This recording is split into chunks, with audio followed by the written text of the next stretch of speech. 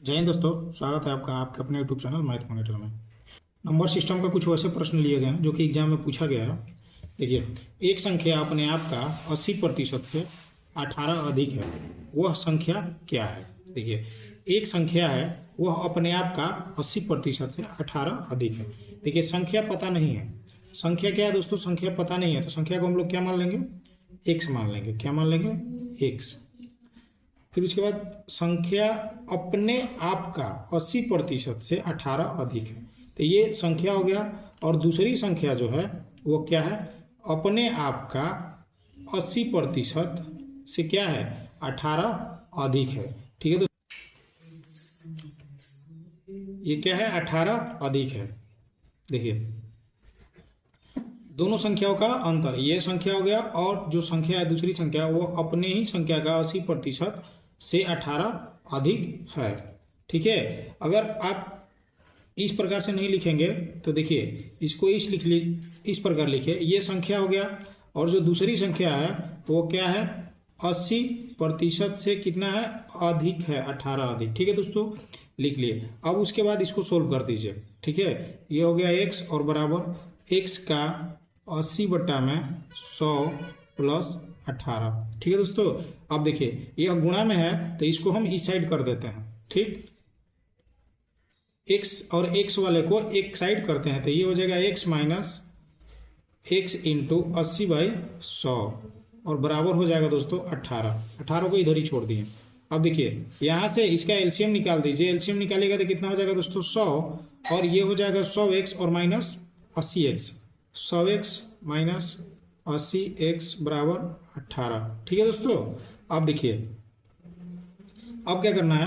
अब 100 में से यहाँ पे कर देते हैं। 100 में से 80 को घटाइए, कितना हो जाएगा दोस्तों? 20x और बटा में 100 है और बराबर 18। ठीक, अब देखिए, अब क्या कीजिए, ये एक जीरो से एक जीरो कट गया और ये 2 से इसको कटा दीजिए, कितना बार में जाएगा? 9 बार में जाएगा। ठीक है, तो यहाँ पे बचा कितना? x और इधर में 9 है और 10 जाके गुणा हो जाएगा, कितना हो जाएगा दोस्तों? 90। यानी x का मान कितना आ गया दोस्तों? 90। वह संख्या कितनी है दोस्तों? 90। Option number C. ठीक है,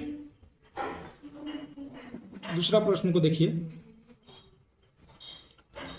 देखिए दोस्तों, दूसरा प्रश्न कुछ इस प्रकार है, यदि किसी संख्या का 80% 52 है तो वह संख्या क्या है। देखिए, यदि किसी संख्या का 80% कितना है दोस्तों? 52 है, यानी संख्या कोई नहीं है तो संख्या को हम लोग मान लिए कितना? x मान लिए। संख्या क्या है? x है। अब क्या दिया? संख्या का 80%, संख्या का 80% क्या है दोस्तों? 52 है, यानी संख्या का 80% कितना है? 52 है, तो वह संख्या ज्ञात करें। ये हम लोगों का समीकरण तैयार हो गया। अब इसी को सोल्व करेंगे तो इसका आंसर आ जाएगा। अब देखिए, इसको सोल्व करते हैं।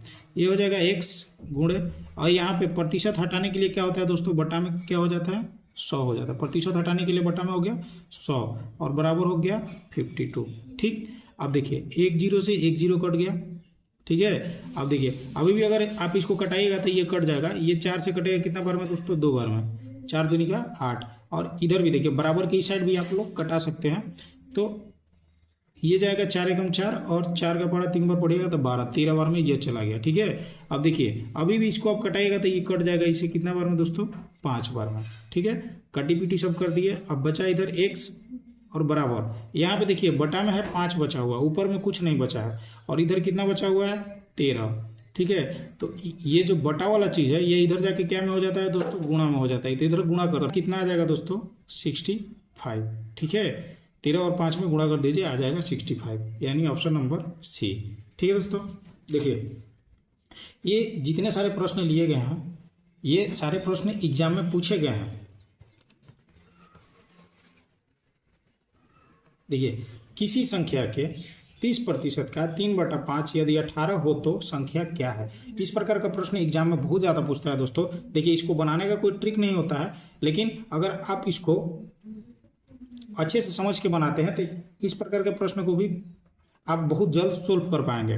देखिए, किसी संख्या के, ठीक है, किसी संख्या के 30% का 3/5 यदि 18 हो तो, देखिए संख्या हमें पता नहीं है तो संख्या को मान लीजिए x। अब क्या दिया है? किसी संख्या के 30%, यानी संख्या का क्या दिया है दोस्तों? 30%। ठीक है। उसके बाद फिर दिया है का मतलब होता है गुणा, यानी 30% का, फिर कर देंगे 3/5। यदि 18 हो यानी बराबर 18 कर देंगे। यानी देखिए किसी संख्या का 30%, ये संख्या हो गया उसका 30%, फिर का 3/5, फिर का 3/5, यदि 18 हो, यानी इस सब को सोल्व करने के बाद कितना आता है दोस्तों, 18 आता है। तो उस संख्या को ज्ञात करें।